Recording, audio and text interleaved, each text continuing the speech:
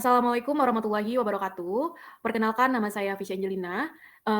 Pada kesempatan kali ini kami dari kelompok satu akan mempresentasikan hasil proyek kami, yang mana kami mengangkat sebuah studi kasusnya itu Hawaii Swalayan. Nah, di sini juga ada rekan saya, Nur Aziza dan juga Fadlan Alhamdi.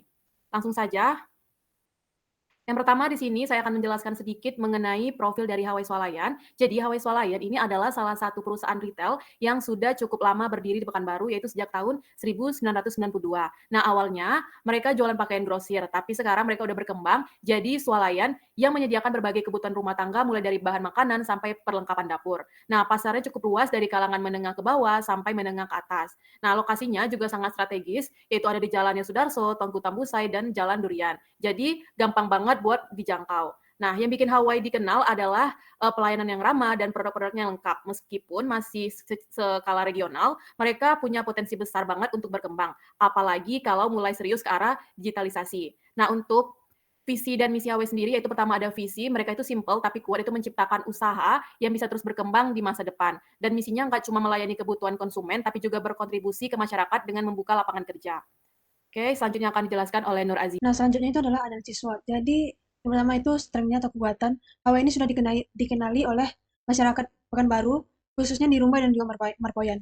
Kemudian, Hawa juga memiliki beberapa cabang yang berlokasi strategis dekat dengan industri, kampus, dan pemukiman.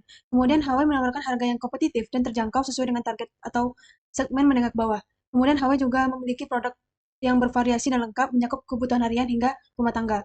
Dan kemudian, Hawa ini memiliki pegawai yang dikenal sangat ramah dan melayani pelanggan yang cepat. Dan untuk kelemahannya yaitu Hawaii ini memiliki area parkir yang sangat minim. Area parkirnya itu luas namun tidak terstruktur. Kemudian minimnya fasilitas tempat duduk atau ruang tunggu bagi pelanggan.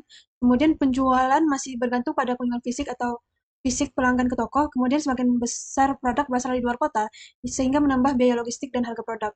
Kemudian belum memiliki sistem manajemen pelanggan atau CRM yang terintegrasi.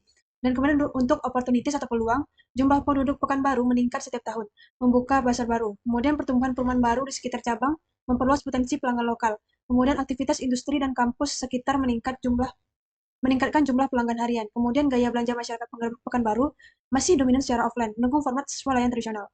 Selanjutnya ada threats atau ancaman.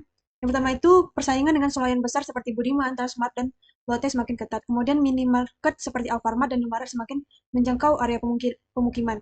Dan selanjutnya itu ancaman inflasi dan kenaikan harga bahan pokok dapat menurunkan daya beli pelanggan. Dan yang terakhir itu ketergantungan pada penjualan offline rentan terhadap perubahan tren belanja digital. Next. Selanjutnya, kompetitif force dan strategi.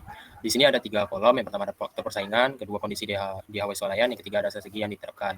Untuk faktor persaingan yang pertama, ancaman pendatang baru. Kondisinya banyak minimarket baru yang bermunculan di area permukiman. Untuk strateginya meningkatkan loyalitas pelanggan melalui pelayanan dan membership. Kedua, daya tawar pemasok.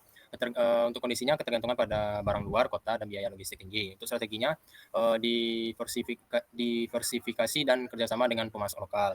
Tentunya faktor persaingan yang ketiga ada daya tawar pelanggan.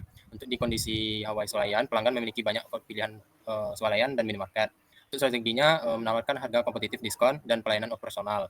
Selanjutnya untuk ancaman produk substitusi, untuk kondisinya belanja online mulai berkembang meskipun belum dominan. Untuk strateginya menonjolkan kenyamanan belanja langsung dan produk segar. Selanjutnya yang terakhir persaingan antar pelaku industri. Untuk kondisinya persaingan dengan swalayan besar seperti Transmart, Budiman, dan minimarket nasional.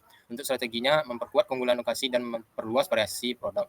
Selanjutnya ya, di bagian penyelarasan strategi bisnis dan IT. Di sini ada 3 kolom. Yang pertama tujuan bisnis, kedua solusi IT yang diterapkan, dan yang ketiga manfaat.